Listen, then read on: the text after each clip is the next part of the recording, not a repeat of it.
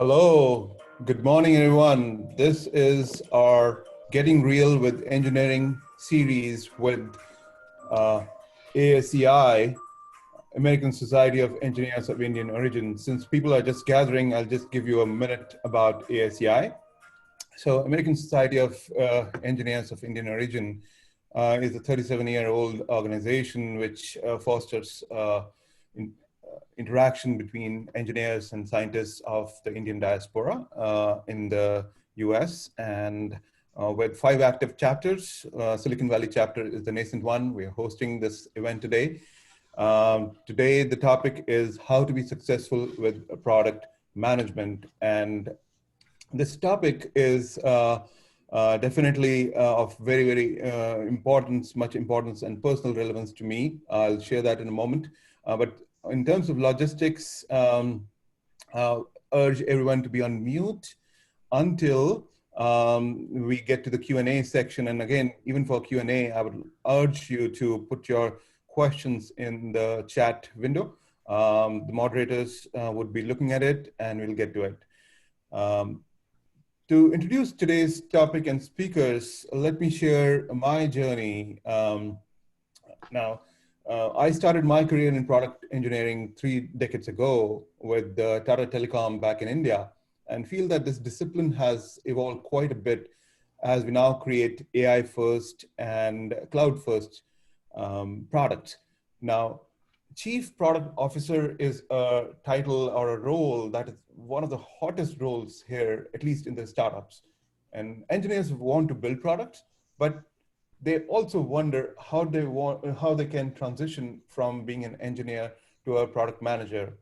And that having said, I feel product engineering is responsible for developing the product and keeping it operating, while the business vision is brought by the product manager based on the understanding of the customer need or the problem. And to build it, the engineer must not only do the programming and define the technical architecture, but they should also be doing a proper fit between the technical and the non-functional requirements and the technical requirements, and whether it's scalability, whether it is response, availability, so on and so forth.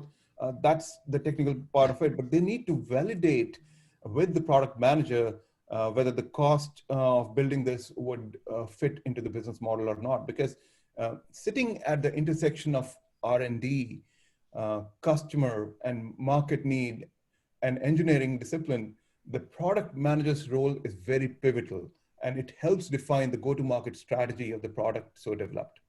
Now, today's discussion, there are 3 techies turned product management leaders. I'm very pleased to have these leaders join us. Santosh Ankola, who is also the board member of ASEI Silicon Valley. He heads the product function at TechCrunch and Engage It. And he will unravel the mysteries behind product management first and showcase some examples from his journey. Now, obviously, as I said, Santosh was a techie before, but he started working in Wall Street for a couple of hedge funds. And then after 2008, he moved into the Bay Area and joined Yahoo. He initially worked on Yahoo homepage, and which was at that time the most trafficked page on internet at that time. And of course, he is a thorough professional, but he has been, after his master's and undergrad from India, he has really transformed himself from an engineering position to a product management position. Joining Santosh would be, in fact, I should move on to the bio section so that you can see. As you can see, he is very active in the startup world as well. And he has good understanding of this market space. Our next speaker today would be Mamta Narayan. She is an engineer turned product innovation and business executive, and she's the founder of and CEO of Real World AI. She has held product leadership positions at eBay, PayPal, Kohl's, HP, and with the high energy and entrepreneur spirit that she displays, she has a great record of using technical innovations to conceive many industry-first products, which strive to expand access to digital experiences to wide segments of people. To democratize AI, she's now launched her own training services to impart knowledge to data science. And she's an active coach and mentor. She serves on various steering committees of women in technology. And she's also active in nonprofits. Next up would be Kanakshila Tandon, goes by the name Kanak, and she will talk about her experiences and her background. As you can see, while she has an MBA in international business and business and product strategy, she has she started as a core software engineer developer and soon discovered her real passion in touching people's life with wonderful products. And she's launched products in over 20 countries and has worked with corporates as well as startups. And she has worked in companies, as you can see, HP, Microsoft, PNC Bank, Home Union, and Zenfolio. And she may announce her new exciting role as well. I'll let her talk about that in a moment. So with that, the logistics, as I said, are going to be after every speaker speaks for 10-15 minutes each. Then we'll get into Q&A, and all of you are encouraged to enter your questions here. So with that, let me hand over control to Santosh. Right. Thanks, Piyush, for a very generous and kind introduction, first of all. And hi, everyone. Hope everyone is doing well and safe. So let's start with the role of PM, with basically understanding what is the role of a product manager. So in simple terms, a product manager is responsible for development and success of the product. Basically, that means providing functional requirements, which is also one of the main responsibilities of a PM. So as you see the picture on the right, a product manager is at the intersection of technology, the UX/design, the business, and market. A PM basically works very closely with all these functions. A technology are your engineering counterparts, UX is design, business could be sales, biz devs, or business functions. And market is typically your external clients or in general understanding of the competitive landscape of your business. So what you see on the right also depicts the subtleties in various varying role of a PM. So for example, a technical product manager, which sometimes is also called as a project manager, focuses more on working with technical counterparts and less with the market. So the balance bubble that you see or the focus is more towards technology. Whereas a product marketing manager works very closely with marketing tools to make sure the product is marketed well. Oftentimes I've seen people misunderstanding a product marketing role to be a product manager. And then the product manager itself is, you're basically trying to balance all these four functions. So he's pretty much at the intersection of all these four functions. And as you move up the ladder, you become more of head of product or director of product. You focus more on business and strategy, and that is typically your VP of product or lead product manager. And we already have a couple of them in our midst today. Next slide, please. So since we want to focus on how an engineer could become a PM, let's look at some of the key differences in skills or skills required to be a successful product manager. Understanding the business, for me, is for sure the #1 criteria to be a good PM. And some engineers do not necessarily understand the business, but they're still the best engineers. So the other one on the list is empathy for customers. Without understanding your customer and their needs, and especially having empathy, one cannot be a successful PM. The metrics is, as an engineer, metrics for you can be very different. Mostly it could be about performance metrics in your software, like the page load speeds or app performance. But the focus shifts towards more of business metrics for a PM. And one of the main differences as an engineer, you care more about how to solve a problem, but as a PM, you start thinking about what to solve. So what to prioritize next is what a PM gets to decide. And again, communication is a skill which is very crucial for a PM. As an engineer, one can get away with not having a very clear communication. I myself, being an introvert, I kept to myself when I was an engineer. So coding is usually your best means of communication. But as a PM, a clear communication is paramount for your success. And also as a product manager on a typical day, you talk to customers. I mean, Piyush touched upon this. You talk to your executives, upper management, engineers, engineering leads, designers, marketing. So you're basically talking to 100 different people. So managing various expectations and providing across team alignment is the job of a good PM. And I keep saying a good PM or a successful PM because the reason is it's very easy to be an ordinary PM, but it is very hard to be a successful PM. And as a PM, you would also need to know your engineers very well. And when early in your career as a PM, you spend majority of your time working with your engineers. So understanding the nuances of a product with a technical lens is very key. As you saw in the previous slide, a lot of junior or mid-level product roles involves working directly with your engineers. But as you move up the ladder, you focus more on strategy or business. And the last skill, I think, which is a PM should definitely master is a data skill.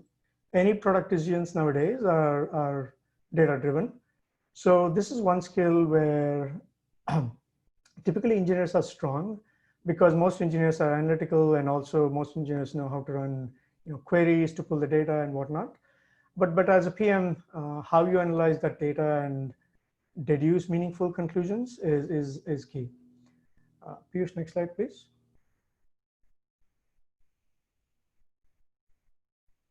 Thank you. So we looked at some of the skills that might be required for an engineer to be successful in a product management role. I want to briefly touch upon different types of product managers.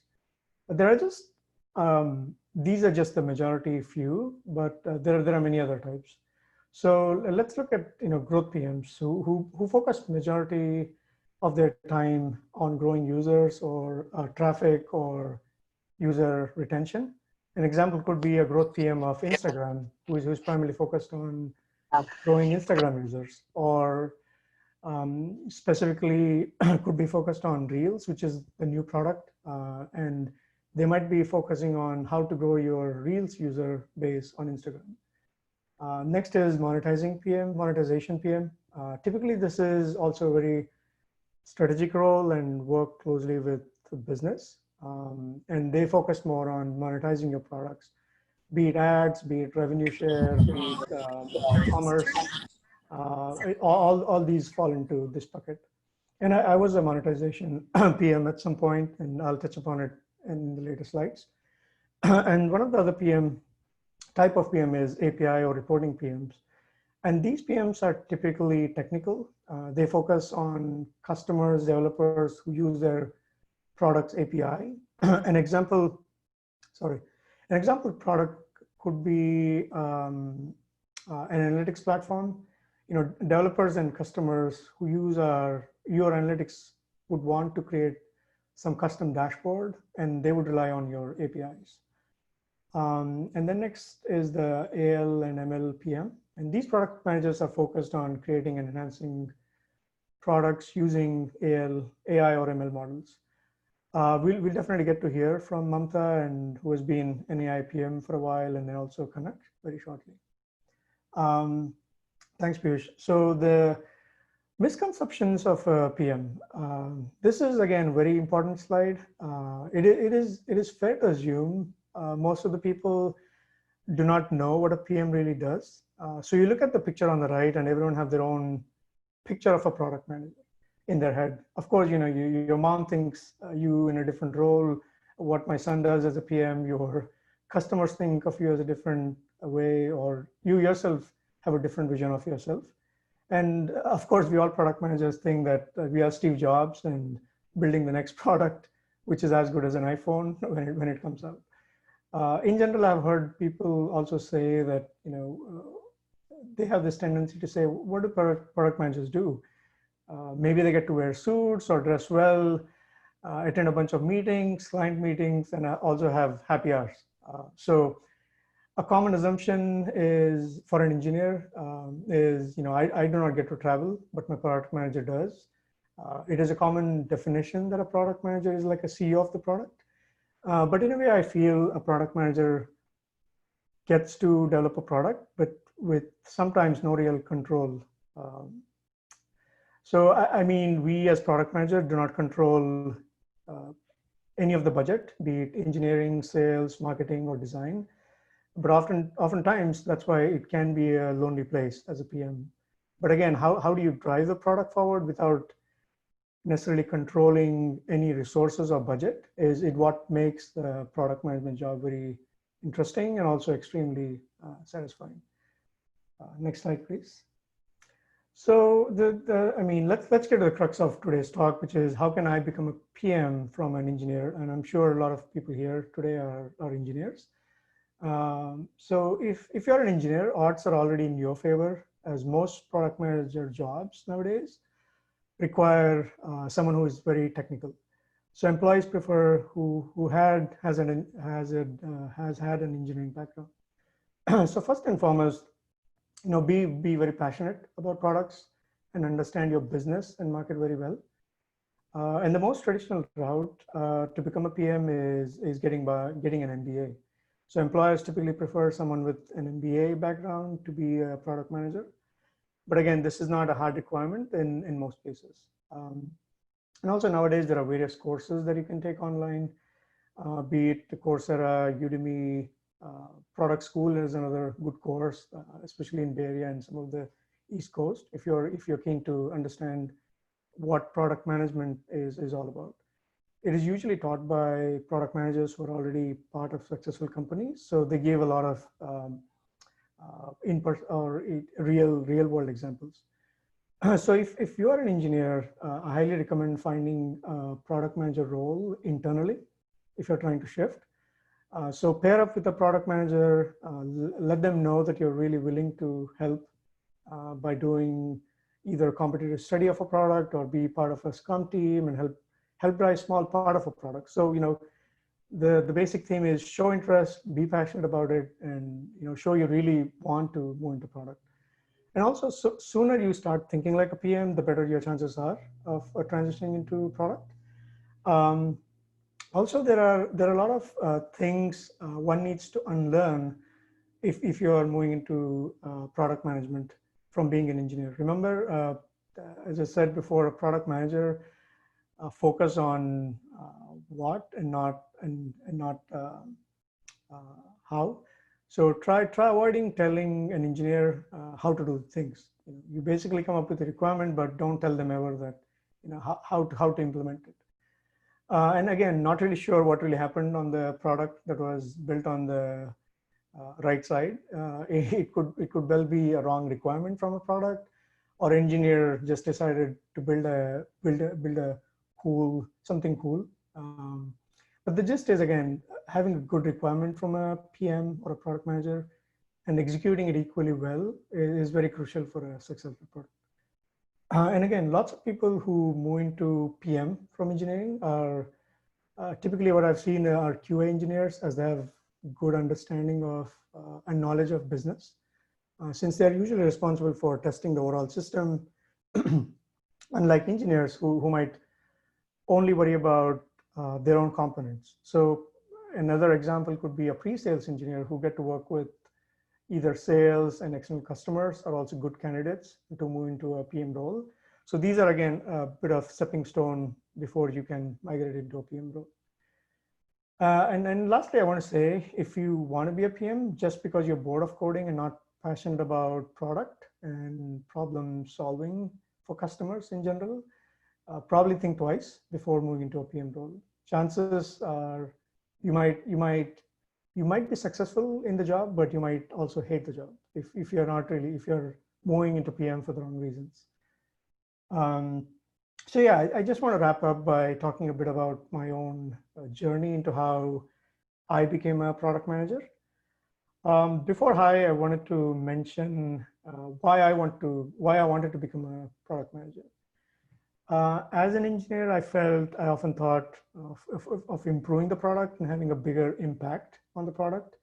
But again, as an engineer, I felt I couldn't achieve that. So I would be more siloed. So I really wanted to get into product management so I could, one, interact with stakeholders and figure out customer problems. And eventually my goal was to solve the right problem. And you'll hear from Mamta and Kanak again about why that is very important. And in my case, I did not really go the traditional route of an MBA, though I really thought about it. I moved internally into a solutions architect role, and I got to work with external customers directly in that role. So I was actually helping customers on board and integrate our own ad product. I was one of the engineers who built the product, so that really helped, of course. It was basically a product to get third-party publishers to monetize their ad inventory. And I was fortunate and lucky in a way to have support from our management, which is, again, very important if you plan to move internally into a PM role. In my case, that definitely helped me to make the move into product management. And yes, the first few days, or pretty much for a new product manager, is they have to go through backlog items and prioritize them constantly. And again, this is not even something that's relevant to just applies to new. Even in your journey throughout, that is your number one role, to prioritize and prioritize and prioritize. And again, unless you're working on a brand new product, chances are you would start with hundreds of Jira tickets or backlog items. So the picture on the right is usually an accurate depiction of what you would encounter on your first day as a PM. So with that reality of a product manager job, I'll pass it on to Mamta. Thank you. Thank you, Santosh. That was very insightful.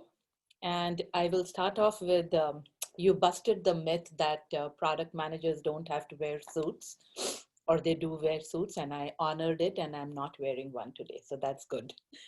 So how I moved into product management, I want to just briefly touch upon it. So as Piyush mentioned, I was also into engineering field, to be more precise, a software programmer. I did my master's in computer application and jumped straight into software programming for about 7 to 8 years. And I really enjoyed it. I was having a blast doing what I was doing. But there started to come a point where I wanted to truly understand the big picture and know why I'm building the features that I was asked to build. My desire to understand the why really moved me into product management, as I was not very motivated to continue to code and build software systems without getting to know the bigger picture, without getting to know how is it helping someone and who is it helping, or where this is going to add value. So truly that was my desire to get out of my comfort zone of software programming and venture into product management. And of course, the journey at that time truly began with just asking more questions to the people who were more on the business side, more on the sales side, because the company that I was working in did not really have a product management function. And this was back in Ann Arbor, Michigan. I was working in this company, Fry Incorporated, not to be confused with the Fry electronic shops, but Fry was a open commerce platform, which was later acquired by Micros Retail. So I started to meet with the salespeople and the business leaders there and try to understand, okay, how does what I am building get shipped to the customers and how they are using it. So if you have that feeling anytime where you're wondering why I'm doing what I'm doing, you're truly ready to step into product management. So next slide. So yeah, let's start with the product management and engineering. And Santosh already touched upon it beautifully. Product management is all about the why and the what, while the engineering is all about how. And the way I also put it in is like, why are we doing something is really the purpose of why we should do something. How is really the process of doing that. And what comes out of it is really your product. And I do want to elaborate on it a little bit more because that is the essence of product management. If you wish to move into that, how your mind shift should happen, that you start with the why, then get to the how and the what. And I'll just give you a good example of this. Almost every organization on the planet knows what they do. These are the product they are selling or the services that they are offering. So they are very aware of it. And anybody in their organization can tell, like, what do we do? Then if you come to the next level of how, many organizations would know how they do what they do. These are the things that they make, or how is it that they are special in how they are doing, what are their processes, what technology they are doing. Many organizations are very aware of it. But when you come to the why part, very few organizations really know why they do Battery 100%. why they do what they do. And why is not about making the money for the business, while that is very important. Why is about the purpose, about the mission of your organization, the reason why that organization exists. So know the purpose extremely well, and that will help you figure out what you want to build and then how it gets built. So next slide, please. Okay, so with that, I would just want to get into what is then product management. And of course, I personally love Steve Jobs and his life and the purpose with which he lived. So you'll see a lot of quotes from him in my presentation. So it is Steve Jobs who said back in 1997 that you have to start with the customer experience and work backward to the technology. You can't start with the technology, then figure out where to sell it. And that is the crux of product management. As product managers, we are responsible for solving a customer's problem. We are responsible for identifying what is the problem that our customers are facing. And in that big set of problems that you find that your customers are facing, which ones are the right ones to solve? Not all problems can be solved. So identifying what your customers' problems are and then finding the right one to solve is at the heart of product management. So always start with the end in mind. Don't start with the technology and work backwards. So that is like the essence of product management. Next slide. So then just adding on to what Santosh already briefed you all, how do you transition from engineering to product? What I am choosing to share with you is the shift in mindset. The good thing is, I'm assuming a lot of you are already in engineering or some kind of tech field. So you're already in the driving seat because you have the tech chops that is needed to be really successful in product management. Not everybody has to be technical, but if you already have that technical mindset and technical background, that's a huge advantage on the technical side. Now, if you can get that shift in your mindset, then you're in a path to success. So next, please. So I will go one by one on this. So the first one is really about develop the perspective of a CEO. And this is where I'm kind of also contradicting what Santosh said, but this is all the different point of views you can get. This is where you develop the perspective of the CEO in terms of you have to own the success and failure of the product. It's not that if the product is successful, it is your product, but if it failed, it was an engineering responsibility. You always own it. And then with that also comes the mindset of failing fast and learning faster. So fail fast and learn faster. You are the CEO, so you're connecting the dots of everything. You're the CEO, so you need to know everybody in the organization. Then the second thing is always start with the customer in mind. I already alluded to this. What problems do they have? Why should they use your product? Next. So this is once again, fall in love with the problem and not the solution. This is your time where you leave the solution to the engineers. You just focus on the problem. Then customers first. I have been alluding to that. But this is your time. Now you wear both hats. Customer first, yes, but there is a business that you're working for, whether it is your own business or it is a company that you're working in. You have to keep that in mind as well.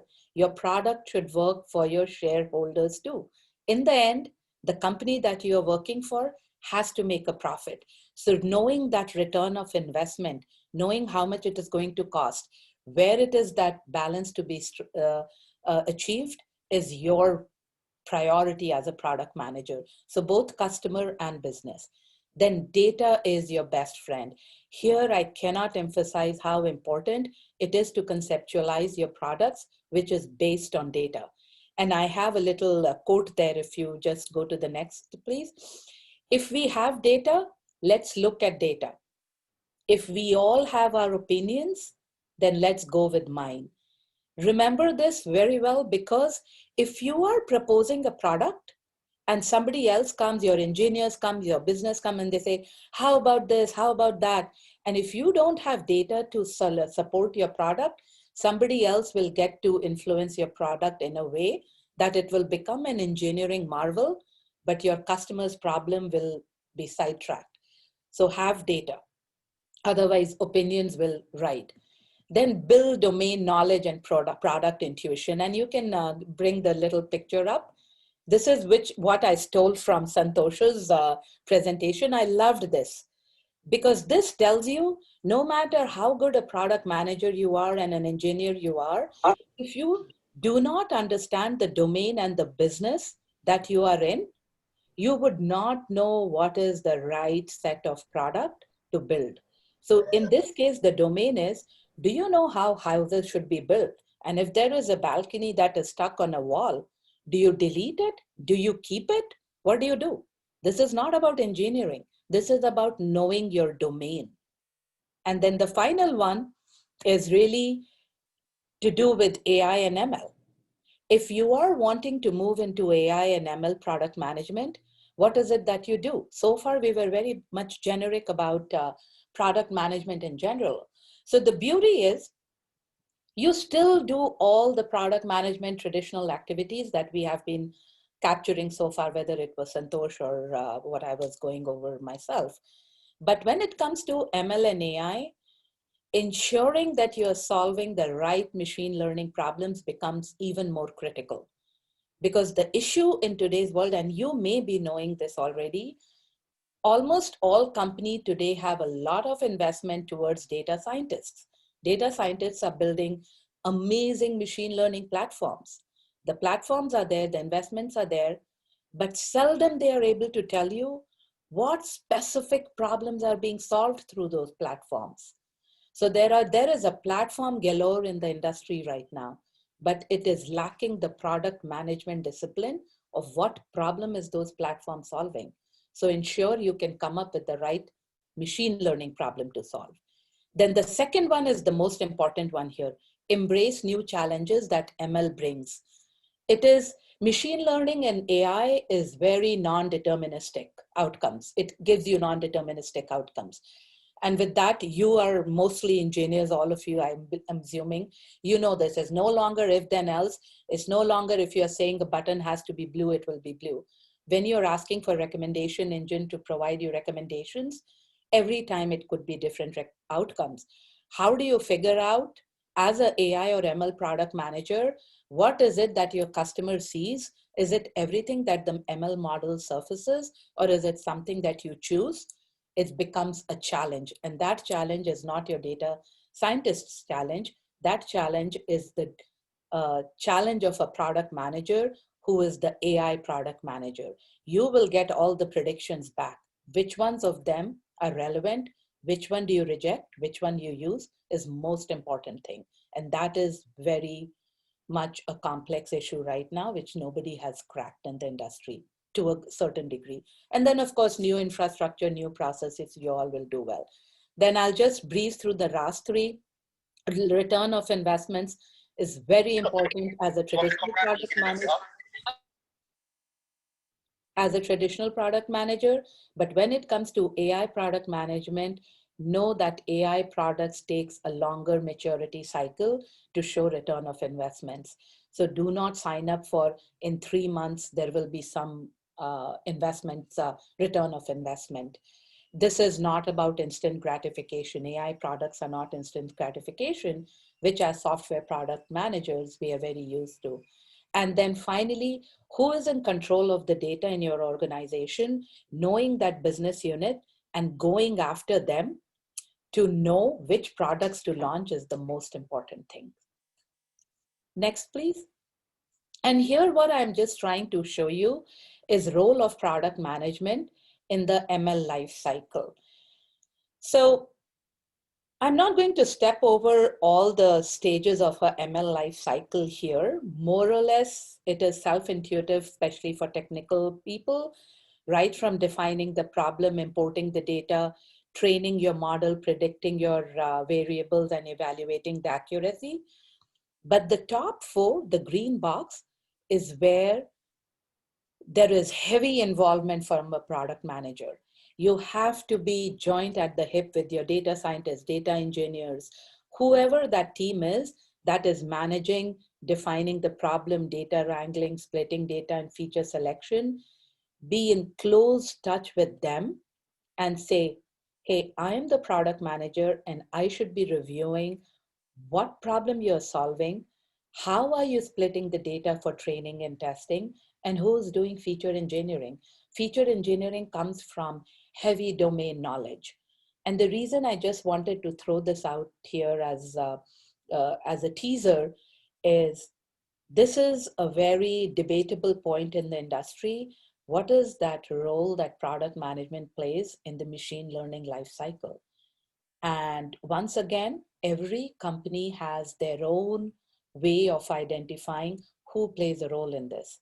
And the top four stages is where product management should play a role.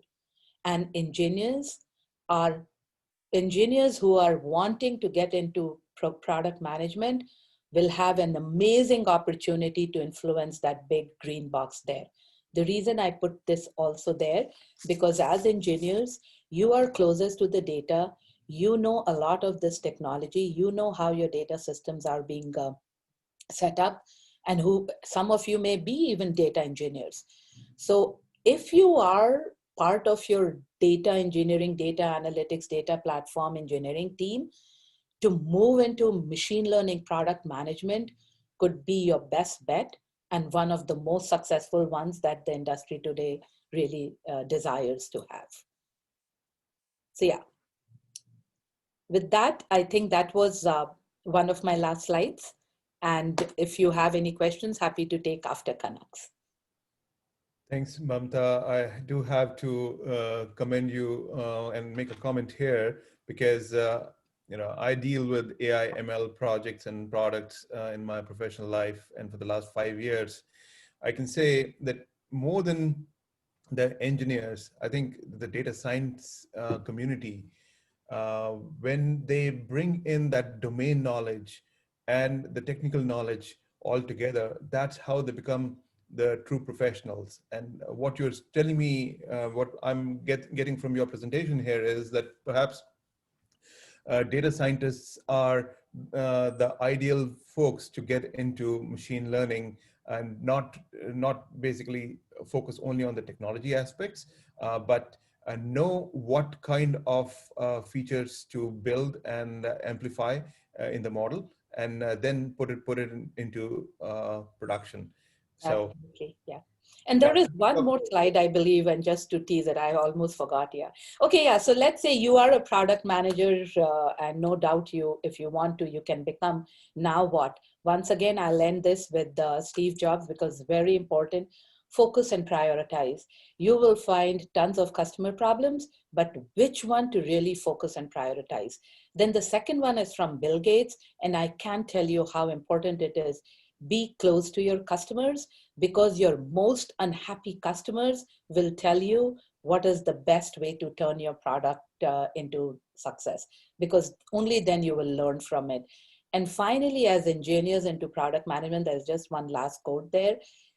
Get out of your cubicles and network and make friends with your stakeholders and your business and decision makers, so that they see you as that credible product managers.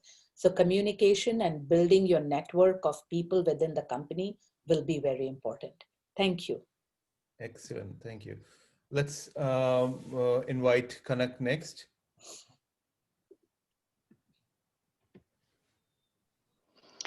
Thanks, Piyush. Thanks, Mamta and Santosh. Good insight. And thanks, Piyush, for taking this initiative and pulling all of us here. So I will start with very basic question and going to break few myths here. We have heard a lot of why. This why is taking you back and thinking about why product management, why you really want to do this to yourself. And my view on product management, then I will cover that how normally we hire. I have grew the team from couple of product managers up to 14, 15 product managers. So what are those essential qualities that we look forward? Next slide, please. Okay, so starting with the first one. I do believe that success is not a coincidence. It's a very conscious and strategic effort towards a goal here. So when someone decides to go into product management or say any big decision in the life, it's very essential to understand why we are doing it. Um, so there are few myths that I want to cover here. If it's for say the compensation, mostly the engineers, Sorry to may get. interrupt you there, Kanak. Your voice is breaking. I don't know if it's your headphone or what. At least it's appearing very broken. Okay. Okay, let me take if it helps. Is it better anyhow? Yeah, better. No crackling sound now. Please continue. And we just a reminder to the audience, please submit your questions. We've got 15 minutes left in the entire show, and let's get to the question pretty soon. Please continue, Kanak. Okay, so it's very essential to know why someone wants to go into product management. There are few myths. The one is compensation. Many a times engineers are highly compensated as compared to product manager. I remember once I was interviewing a candidate and I asked him the same question, that why he want to be into product management. And his answer was, okay, I want to grow in the team leadership and have my own team and all. You actually may get your team pretty much early in the career path as compared to product manager, because product manager many a times they spend their major part of the career as individual contributor. Um, Another, vector here is time and flexibility. Engineer could work pretty much, as per their flexibility. But for a product manager, he has to work with stakeholders and align his time and availability according to that. So it's very essential to know that why you want to go into product management. I do believe that real success comes um, at an intersection of the passion as well as the strengths. And that's the sweet spot where success falls normally. So list down your strength, list down your end goal clearly, and figure out how you could achieve those end goals, because it could be more heartbreaking to know later that what one wants to do or what one wants to achieve could be achieved in a much more shorter path than what probably one is heading towards. I would like to share my journey of product management. So, to be honest, product management was not a first time click to me when I was doing my MSc in computer science. I pretty much started as a developer in one of the firm, basically TCS in India. And driven by my curious nature, I was asking more about why we are doing it, scenarios in which for which we are coding, how about this feature and that feature that we could suggest to the customer. And I was an okay engineer, but more curious to break things up than building them up. So I ended up breaking the code multiple times. I brought down the site down. It was closed for 2 days. I remember I was called on my manager's room, and finally decided to send me to client side. Probably he thought that it's better for me to work closely with the client than keeping me, with the engineers, where I was breaking more than building it up. And that was my first breakthrough. So at that time, product management was not kind of so popular in the industry, and I'm talking 2004 2005 timeline. So I started as a program manager, but the functions were pretty much same, gathering requirement, writing specs. And there I felt this is what I really want to do. And my guiding force at that time when I did my soul search is same, which is now today. And that is actually adding value to people's life by solving their problem. And when I reflect back, it's same even after 15 years. Tapping into those unknown territories, and getting to discover new things by solving problems of new segment of people. At the same time, the passion for product excellence. So find your why, because that brings commitment and confidence to what we want to achieve. Next slide. Okay, so my view on product management, by now you have a pretty good, understanding of what a product manager does. One, important aspect that I want to add here is that in daily life of a product manager, he is actually bombarded by requests from all directions, and when someone comes, it's always a P1, and want to just pass that hot burning potato on your hand with an assumption, okay, it will be taken care on priority, and everything could not be on priority. So on daily basis, a product manager should have an ability that in this whole cacophony of voices, what actually matters to the customer, and deliver that the best solution that is workable for the business and stakeholders.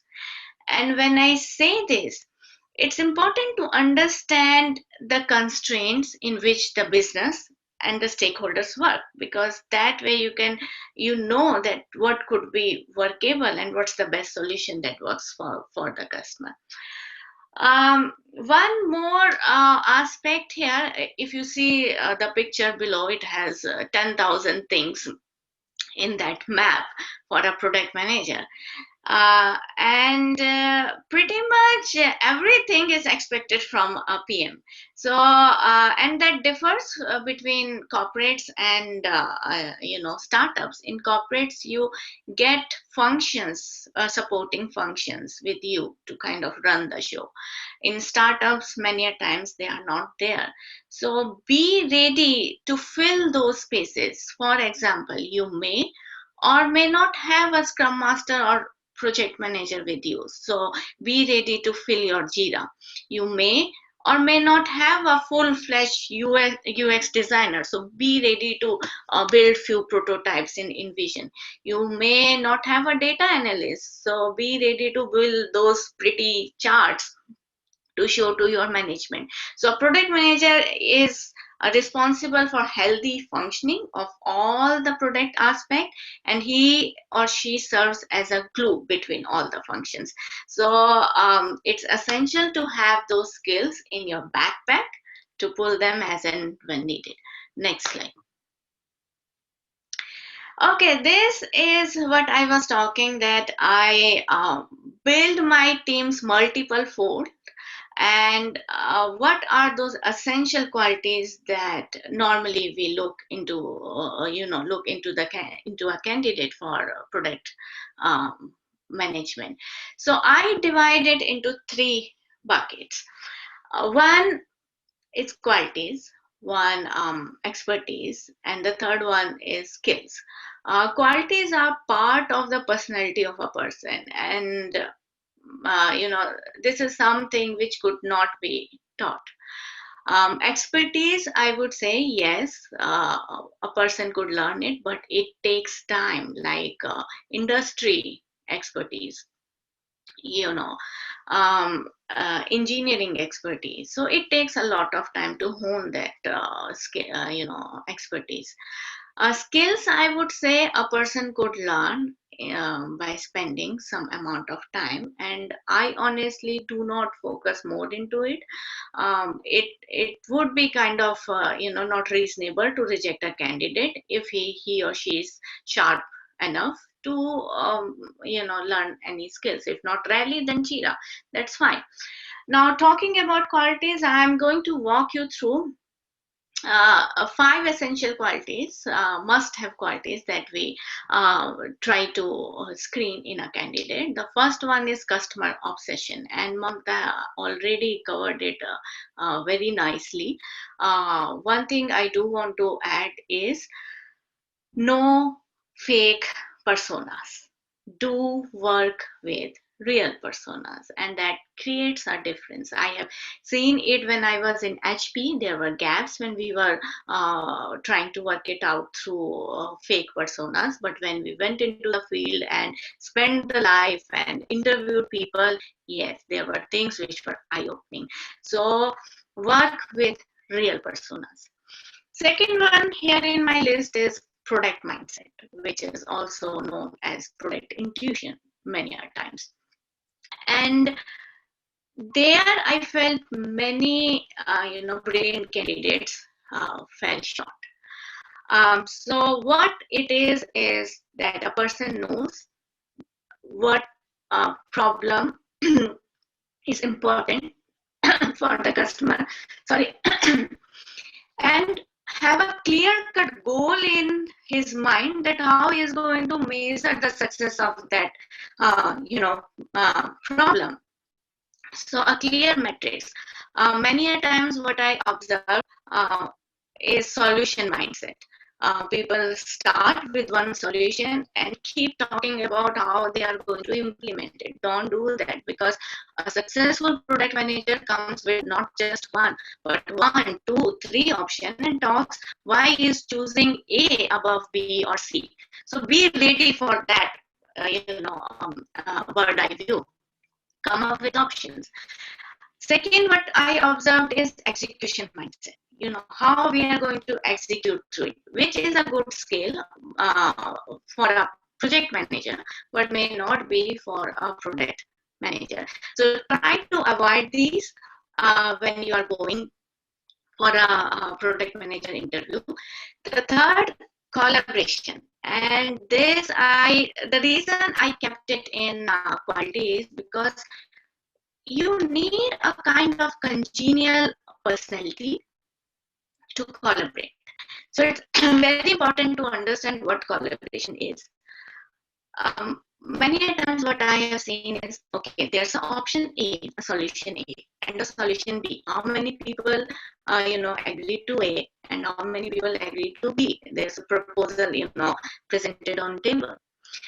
And based on where the number goes, okay, we are selecting B because we see, a democracy here. That in terms of number, there are more people who like B. No, collaboration is not democracy.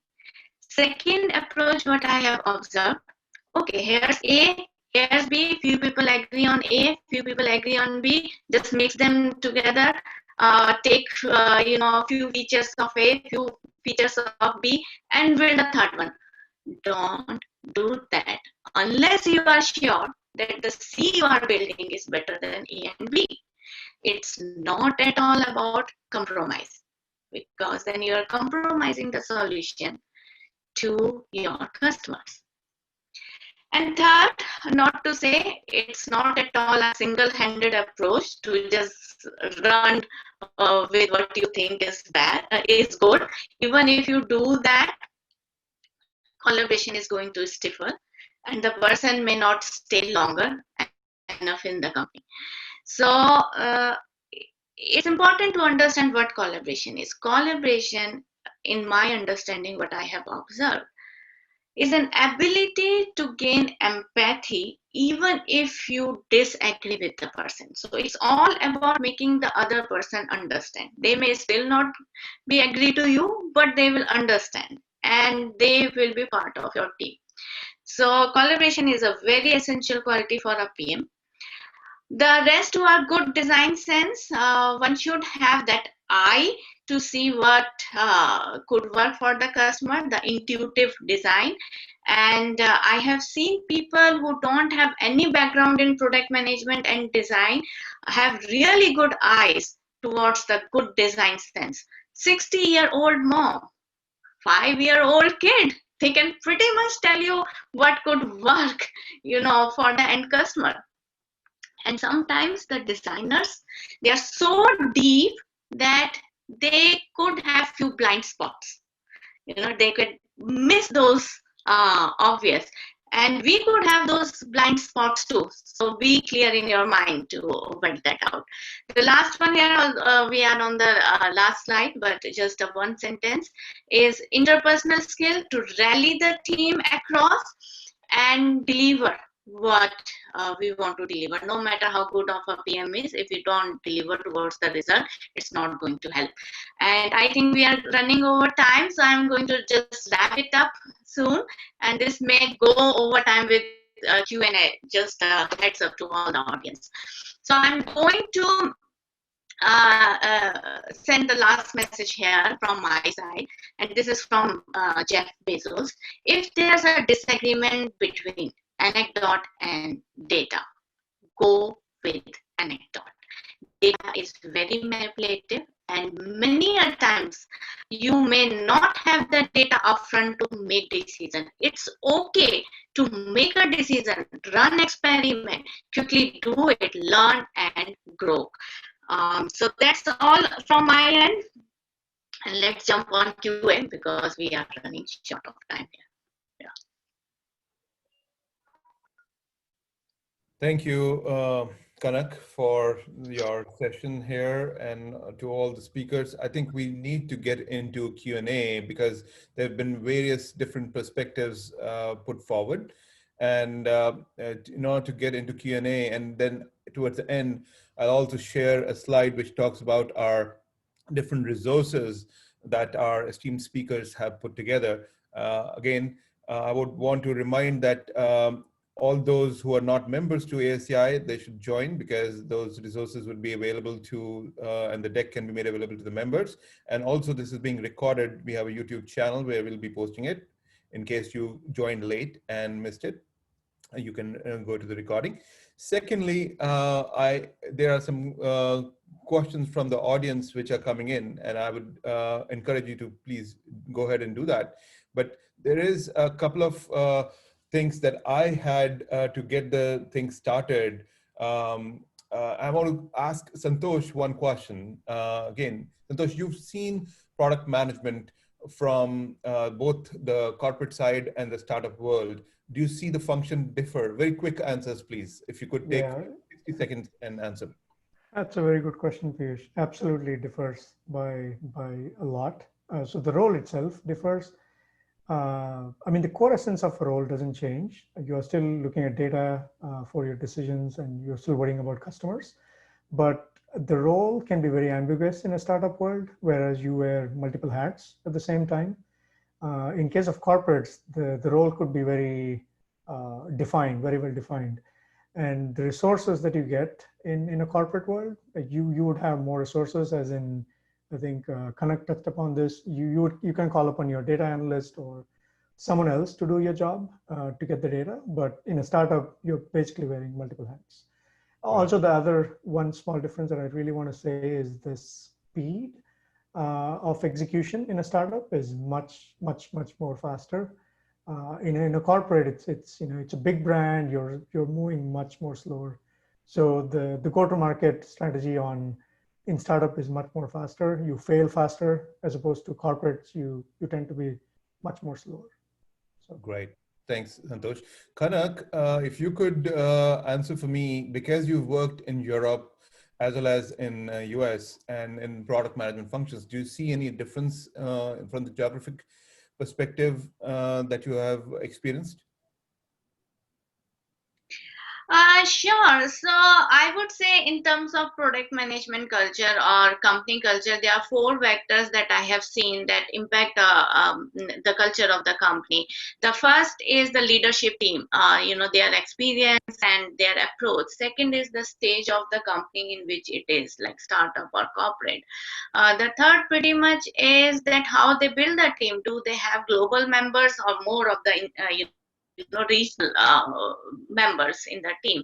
And the four, the industry itself, because a few industries are very regulated.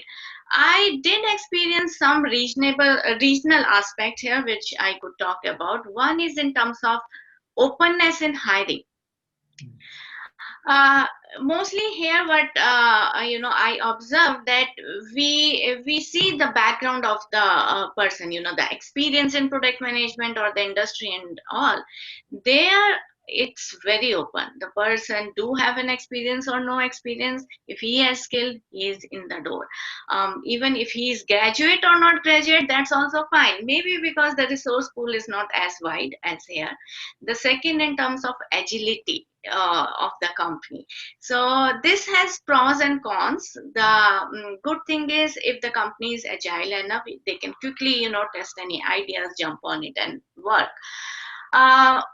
At the downside, which I have seen in one instance where they have taken it to other spectrum, that there were many MVPs that the product team built, but no one reflected back what happened to those.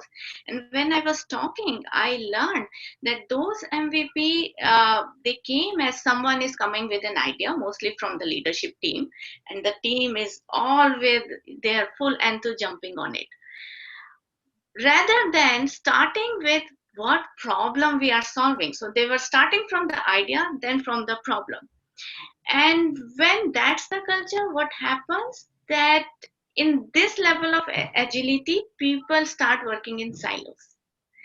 And when teams don't talk, you see these problems like discrete MVPs or broken UX or broken user journey. So there's a need of striking balance between the agility of startups and the needed processes to better collaborate. Thank you, Kanak. And you bring a point about MVP and minimum viable product for those uninitiated into this. Typically, the Silicon Valley culture is fail fast and put product into the market. But if you were to translate this, and maybe this is a question for Mamta, if you were to translate this into other industries where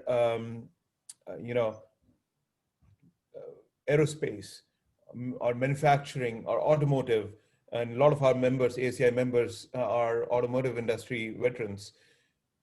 how does that fail fast MVP type product management translate into those industries? And this is also ties into a question that came from the audience. So, Mamta?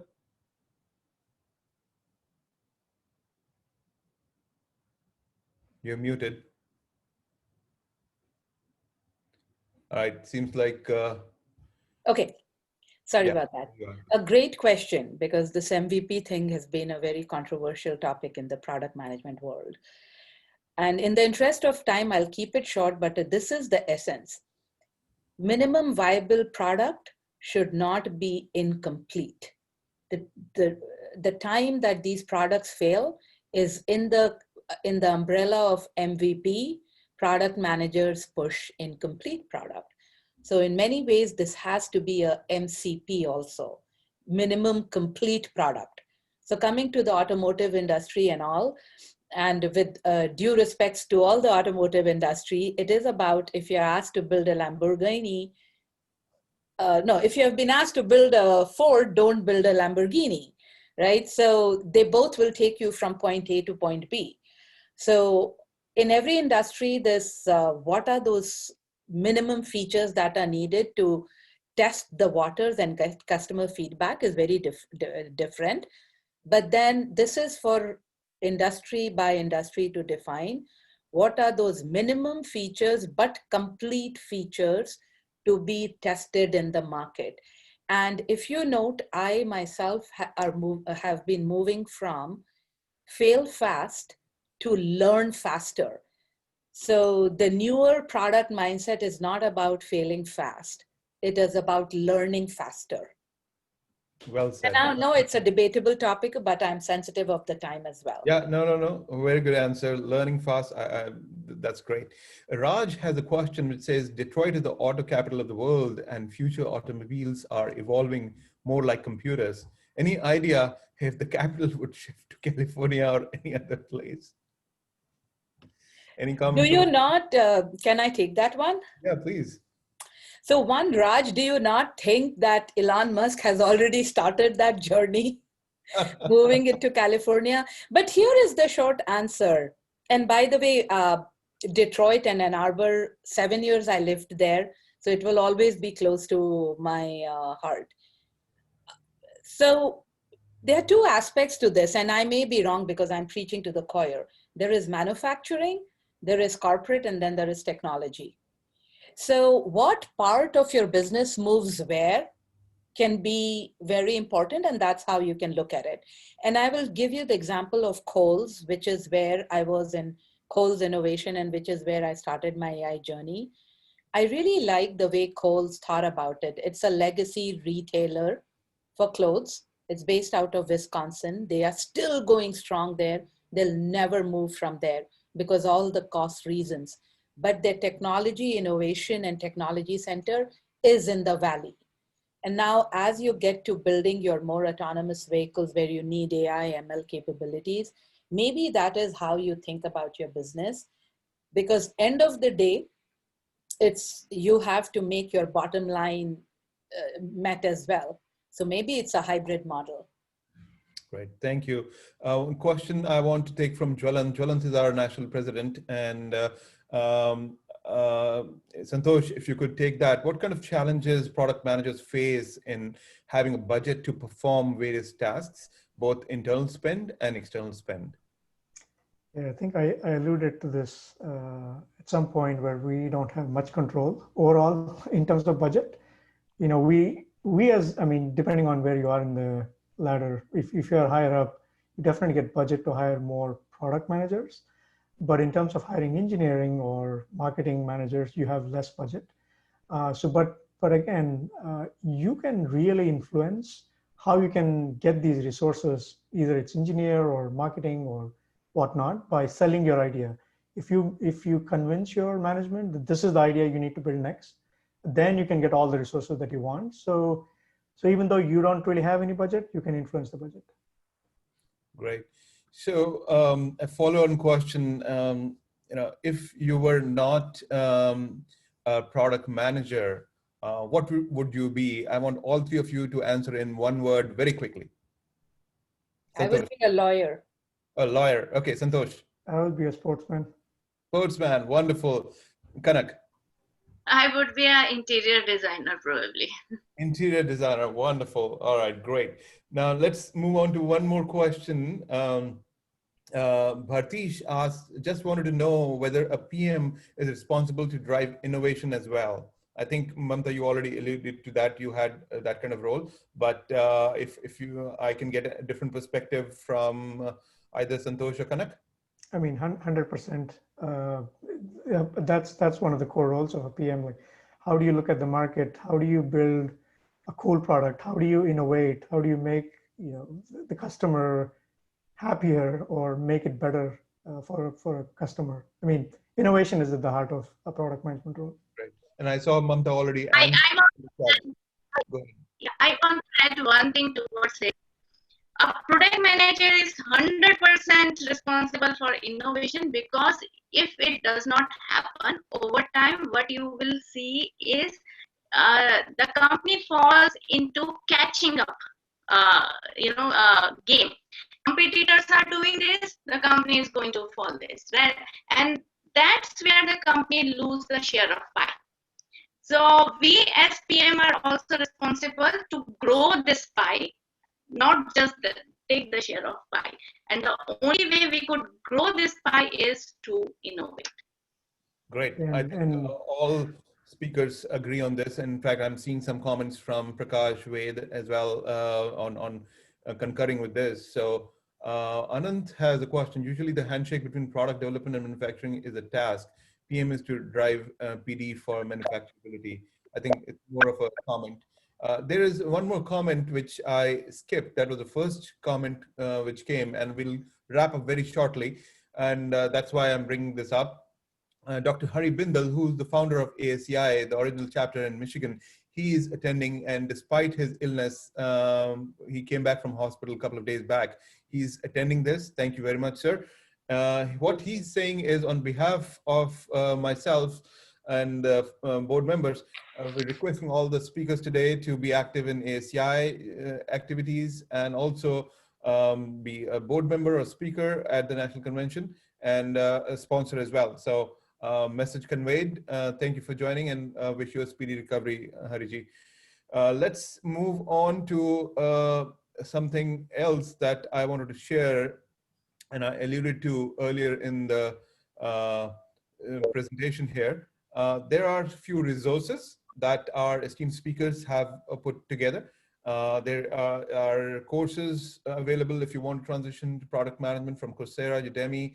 There's LinkedIn Learning, and then YouTube is a great resource. You find a lot of YouTube videos on, you search for product management and you'll find, but then there is a curated list of product leaders to follow, and their thoughts on a daily basis you'll get on Twitter. And by the way, if you are not following ASEI on Twitter, ASEI USA is the Twitter handle. Please do so, and follow our YouTube channel as well. And then there are a list of 20 books, which I'm not going to click right now, but see a few of those are being highlighted here. So with that, of course, we've already gone through the Q&A session. I want to say that I am representing the Silicon Valley chapter, but again, given the pandemic, we are doing things in a unified manner across all of ASEI, and we want to have you all involved in the ASEI National Convention, which is coming up December 5th and 6th. Would love for all of you to come back and promote amongst your friends as well. With that, I would like to say we are out of time, in fact, by 15 minutes. This is the first time, at least I have gone that long beyond the stipulated time, but thank you very much for joining. Thank you to all the speakers who collaborated with me on this particular project, and I hope you come back and participate actively. Have a great weekend. Thank you all. Thank you for having us. Thank you. Thank you all. Bye.